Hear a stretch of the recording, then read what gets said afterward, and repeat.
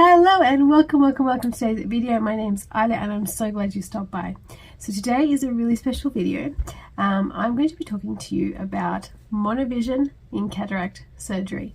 Now this is a really interesting topic because it's quite controversial. Every surgeon or every clinic has their own ways of doing things, and I'm just here to share with you guys how my personal experience has taught me to choose a patient suitable for monovision and the benefits versus why you might not opt to go for it.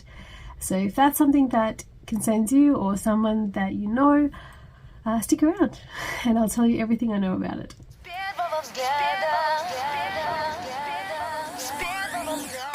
So today we're not going to be doing makeup or tickles or anything like that. I just really want to sit down and talk to you guys about something that I'm really passionate about, and that is the outcomes that we can achieve for people during cataract surgery.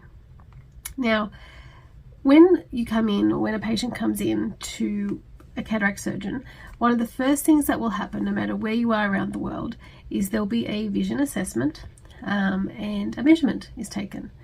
For us personally, we always take a measurement not just of the actual eye to choose a prosthesis, so to choose a replacement lens, because during cataract surgery your lens is removed. It's what a cataract is. It's a foggy lens that needs to be removed. So we can't just remove it and do nothing, because then you won't see anything. The human lens can be up to about 30 diopters of power for the eye. So if you imagine to remove it, somebody might be left plus 30 in glasses. Now that is a very thick lens. That's a huge magnifying lens, like a binocular, if you were to make it outside of the eye. But inside of the eye, it's quite possible to achieve it in a very tiny little way. An intraocular lens, or a little prosthetic lens, is only 4 millimeters or so. So it's extremely tiny and extremely mighty. So we need to choose the right one. If your measurements of 1 millimeter out, it can make a huge impact on the prosthesis that we choose. If you can imagine such a tiny thing, such a huge impact, such a big power, you do a little bit this way, a little bit that way, the ramifications can be quite extreme and can leave people quite unhappy with their vision. So that first measurement can be very important and often very difficult to achieve, because a lot of the time the eye isn't clear, it isn't moist, so it can often be a dry eye, and sometimes there can be pathology at the back of the eye complicating everything. And that leads me to the second test that we, again, personally do at the clinic that I've worked at for 12 years, and that is an OCT. Now, I've spoken about OCTs maybe 3,000 times on this channel, a bit of an exaggeration, but I feel like I always bring it up. And that's because that is literally our mapping device, our Melways, as we call them here, used to call them here in Melbourne, our GPS to the back of the eye, showing my age, back to when maps used to be on paper or in books.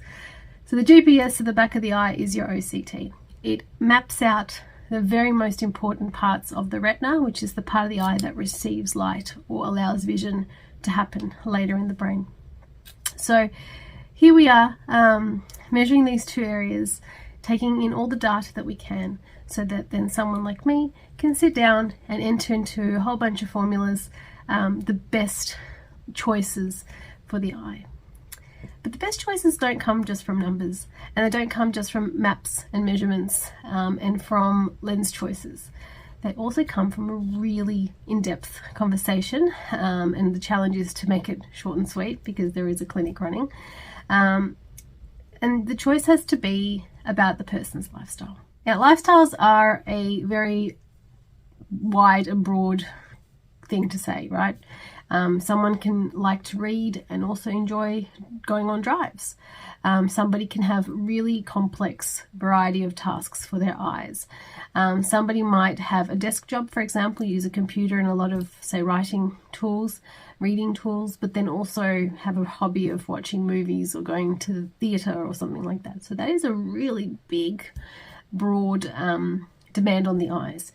Even though they might do something 6 days a week and the other thing might be once every month, you still have to take into consideration what people's not just careers or jobs or day-to-day lives are like, but also what they most enjoy. One example that really always stands out with me, and I always bring it back up again in clinic, is I had a couple that were going to go driving around Australia in a caravan, which is my personal dream. I'd love to do that. But the demand, of course, is, you know, they're both driving, so they both need their distance vision to be pretty perfect. We could be talking about days on end of just driving, of just moving between places. Australia might be an island, but it's huge. So, you know, these are people who are looking at 2-3 day drives. And yet, what did they do when they got there? They wanted to take photos and see the screen. They wanted to be able to use their mapping device. They wanted, so GPS, their phones, etc., etc., etc. So, and definitely paper maps as well, because if you're driving around rural places, you might not get as good a signal and things like that. So there is definitely a lot of broad demand on something like that. This is going to be a once a lifetime thing. So we're going to be doing their eyes before this trip,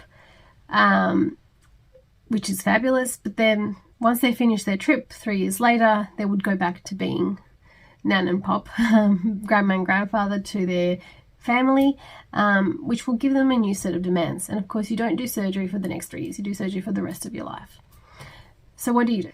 So I always really discuss with the patient what they want and listen to what they want and explain to them how it's going, if I give them what they want, what it's going to be like for them. So for Mr., that meant that he decided to have both eyes distance. He didn't mind putting on a pair of specs for reading, and he was quite content with the amount of close-up vision he had, even though we gave him both eyes equal distance vision. Mrs. had monovision. At the end of the day, he was going to be doing more driving, and she said she would much rather have to have a pair of scripted sunnies for driving than be in demand on glasses for checking backs of packets, reading instruction recipes, looking at her phone, reading maps, because that was more of her job than his, so forth and so on. So she ended up going with monovision. The other benefit there was, and this is my main thing that I look at with patients, is how your eyes are naturally. Now, Mrs. was naturally short-sighted, and that's why she was the main map reader, because she'd always worn glasses for far away. She's used to having good close-up sight, and she was the designated map reader as a result, because she always had the better close-up sight. So we decided that for her, it's much better to retain that and allow her to have distance glasses if she wanted them. She may not have even needed them, but get her out of the absolute need for near glasses. And I said to her, well, what about reading novels in low light? You're in a caravan after all. You might not always have perfect lighting conditions. And she said, never mind, I'll manage. And you know what? Manage she does to this day. And Mr. is quite happy to pop on his specs for reading, but then doesn't need them for driving and just enjoys popping on any old pair of sunnies, polarized of course, forgetting about. They've since returned from their trip and everything's wonderful. So that's what I always look at. So the first thing is, of course, lifestyle. Second thing is expectation and making sure that the two do match up. And third, but most important, and that can sometimes mean that we don't even go into this conversation, is the original prescription that people have. So short-sighted people or natural people who have naturally got one eye different to the other do much, 100 times much better than long-sighted people. I am very, very skeptical when someone who is long-sighted, now that means they wear a plus lens for both distance and close-up, or someone who's in reading glasses for everything, asks me for monovision. To me, it's like inducing nature or inducing a constant condition upon them, making them short-sighted when they've never been short-sighted. Now, when I was at uni, I had a lecturer who was quite short-sighted who used to say, revenge of the myope, and we'd kind of giggle and say, wow, that's silly. But now that I'm a clinician of so many years, I completely concur. There is a certain revenge with myopes, and that is that all their life they've worn glasses to see in the distance, and suddenly they get to a certain age where all their friends are in reading glasses and they can just take them off. And it gets to be as early as sort of mid-30s, where it's just more convenient to take your glasses off than keep them on. It's clearer that way. And that's fantastic. Most people, when they get to their late 30s, early 40s, you know, the arms start to get longer and longer and longer and longer. By the time you get to your mid-40s, your arms aren't long enough and you get into your first pair of readers. Sometimes it's 50. With myopes, they just never need reading glasses, a lot of them. They end up just having their distance glasses and being able to remove their glasses for reading. Now, the rarest of combinations, so we definitely do distance vision for cataract patients, we definitely do monovision for cataract patients, and extremely rarely we do myopic results, so 2 eyes short-sighted. A lot of the time, if we are doing that, we're backed into a corner. What does that mean?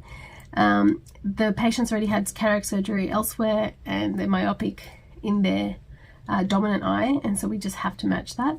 Otherwise they'll be extremely off kilter, off balance, or there's some sort of pathology that, again, it all comes back to that conversation about lifestyle and expectation. And if the patient's absolutely adamant, absolutely sure that that's what they want, then that's what we'll give them. How do we choose how much monovision? So again, it's about the patient's capability. So often we like to do the distance eye first. We make it 0, that way there's no mystery, we know what that needs to be. And then we'll come back and see what they can tolerate.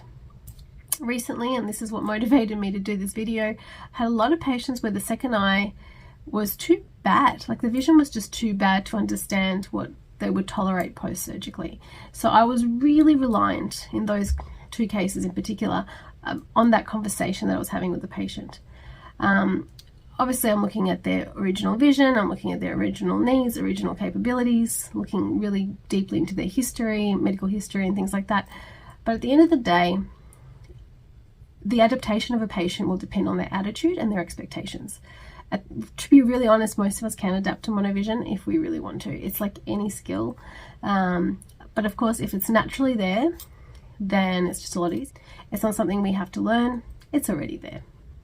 A lot of the time I go for minus 1.75, that seems to be my magic number. It's enough to make people completely comfortable to read 99% of things out there.